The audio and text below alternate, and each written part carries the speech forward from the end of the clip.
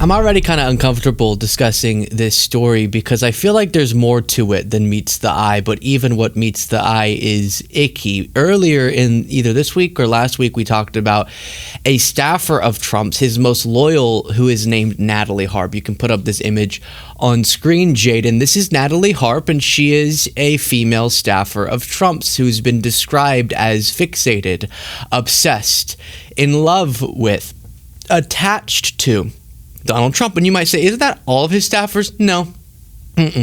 As we're about to learn. Because what I already went through, which was anecdotes from the Regime Change book written by Maggie Haberman and Jonathan Swan, was only scratching the surface. Now that she's been brought into the spotlight, we're learning more and more. And even her estranged brother is coming out to say, yeah, it's creepy. It's creepy what's going on between the two of them. A little bit of an age difference. Now, I'm not alleging a romantic relationship. I guess I am. I'm not alleging a sexual relationship. I don't have any evidence of that. I wouldn't say no evidence, but I don't have enough evidence to say that. I do think it's to the romantic, though. It's beyond like friendship or boss-employee. So I think you could say there's a romantic undertone. I mean, let me put it this way. Do any of your friends or bosses allow you to go into their private spaces, presumably bedroom, bathroom, and leave love letters for them? Your friends and boss? Yeah, I guess I would allow that. But other than me, because I'm weird. But like, actually, I've been waiting for a long time for Cole to leave me a love letter. And one birthday, he wrote me a really nice letter, and I've been waiting for a sequel. But we'll see. But other than that, most people don't do that. Most presidents don't have staffers who leave love letters in their private spaces, as it was described in this book. Well, what else are we learning? That's what we're going to get into, including her brother's reaction to this reporting and the reason why they're estranged and other details. But first, I haven't ever really heard Natalie talk, so I dug up this clip when in 2019, when Trump was president the first time, she went on stage at a Faith and Freedom Coalition and spoke.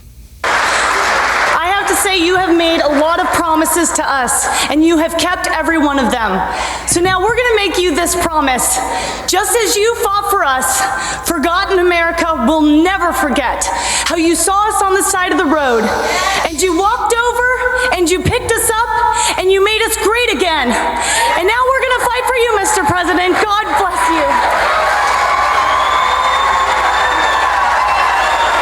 Quickest pause to request that you click the subscribe button if you're not already subscribed. It's completely free, and it's the simplest way to support the work that we do. Right below the video, click that subscribe button, and then also, whatever you're thinking or some random statement, drop it in the comments. That helps algorithmically, and click the like button. Back to the video.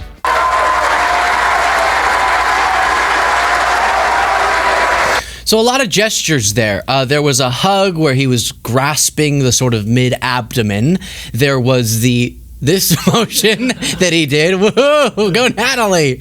And then there was a little kiss that he tried to blow. But again, I'm not trying to read too much into this except for doing exactly that. I do have to say, Daily Beast, take a beat, Daily Beast. I love you.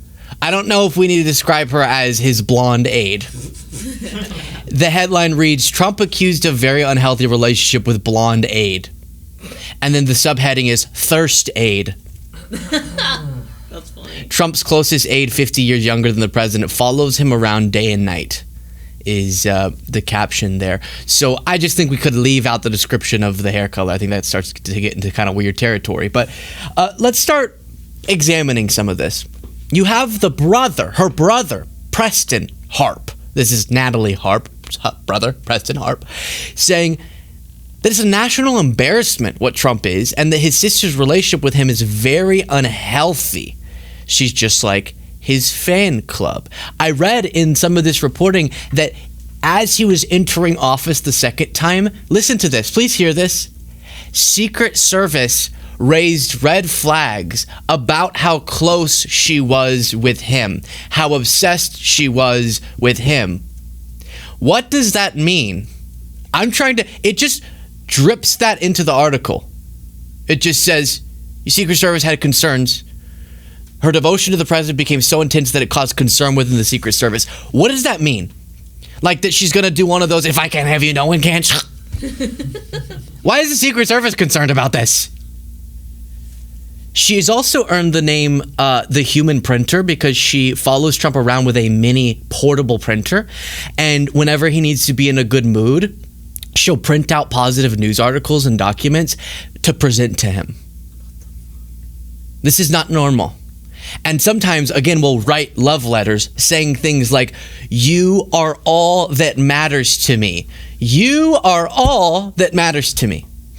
I just referenced that if Cole or Kayla or Jaden, Cassie's in the room over there, Jaden's girlfriend, if any of them wrote me a love letter and left it like on my bathroom counter, of course I would wonder, how did they get into my bathroom? That's kind of weird, but I'd mostly be overcome with joy. I'm not trying to like use the show entertainment as a way to plant this idea in their head, but I'm just saying like I would definitely be all. But if they put in the letter, you are all that matters to me, I actually, however flattering that would be, would go, there's a problem. And I have to talk to them. I know your parents. Like I know your parents, and I'm all that. I know your girlfriend. I'm all that matters to you. I just want to say to the audience that this is legally distinct from how I send nice chats to Luke during the show. This is very different. This would be like if I, after the show, when I went home, went through all of the comments on YouTube and screenshotted all the ones that talked about like how pretty his eyes are or whatever. That would be weird. Yeah, that would be such a bad idea. Like, why would you even do that? Like, why would you even do that? I mean, White House Chief of Staff Susie Wiles got unsettled by the love letters that she noticed Trump was receiving from Natalie Harp and asked herself, where am I? According to this reporting. Now, more quotes from the brother. I had no idea that she was starting to work with him, he said, and so it just kind of caused some cognitive dissonance. I don't know why my sister or anyone could work for Trump. And describes them as, really religious and all those different things. I guess the mother also doesn't, or the mother is more aligned with Natalie Harp than the brother. Wolf revealed that Harp's fixation on Trump was an open secret and described those fawning letters she wrote to him around 2023, including one in which she said she was unworthy of his support. This is so toxic when you say you're all that matters to me, but I'm unworthy. That's how you speak to like your Messiah. I am unworthy of your love, but grateful for it, Jesus. The aggressiveness of Harp's attention also reportedly raised concerns within the Secret Service, as I said, which considered her a quote-unquote potential danger to the future president. Somebody, Kayla, please help me. What does this mean? What? You're our conspiracy theorist. What does that mean? Why would the Secret Service think she's a potential danger? I'm confused. Have you ever seen the movie Single White Female? I'm assuming it's something like that. I haven't, so I need help. Okay, have you ever seen someone who has a crazy ex-girlfriend? I assume something like that. I assume it's a very much I think it's the same thing that happened with Laura Loomer, actually, where they were like, we don't know what she's whispering in his ears behind these locked doors and how it's affecting foreign or domestic policy. Additionally, if she doesn't get her way, what's going to happen? We don't know. She could do anything. She's a woman. They're crazy. They're hysterical. That's how the Trump White House is thinking of it. The Secret Service from her wherever. You don't know. Trump quote. So yes, I just want to make sure the audience knows that Trump quote. That's a direct quote. That's what. Do you see? I hope the audience sees that while she's talking, I'm enjoying it, and I'm sitting there and I'm listening to the words she's saying and rapidly deciding if I need to filter it.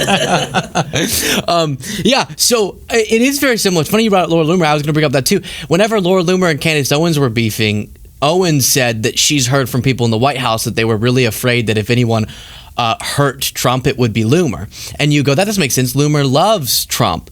But the argument being that the obsessiveness and aggressiveness of the love could cause a sort of irrational snapping moment, which, like you said, some of this feels like it has misogynistic undertones. But aside from their gender, the specific women we're talking about here happen to be mentally MAGA whacked, right? So I wouldn't put anything past the Loomers, the Natalie Harp, aside from gender, but I do think some of the reporting here maybe has a little bit of that. But yeah, I guess if you have someone, like famous musicians and pop stars and stuff sometimes have been murdered by fans. There's like Yeah, there's like a weird psychological thing when you love someone so much that you want to take them away. And I could weirdly see that with Laura Loomer. I don't know Natalie Harp well enough, but some of these letters, they do read like it. So they both, you walk in and both Harp and Trump are on the ground, and then there's like a letter that says, "I wanted us to be able to live together in eternity." Like I could see that. I'm not alleging that's going to happen. I just could see it. But if you think we're just talking about like silly high school gossip, the Secret Service of the United States of America noticed this relationship so much that they flagged it as a potential danger. And then Trump said to his team about Harp, that she was the only one who loved him as much as his wife and kids. He said to his team, "All of you will go off and make money.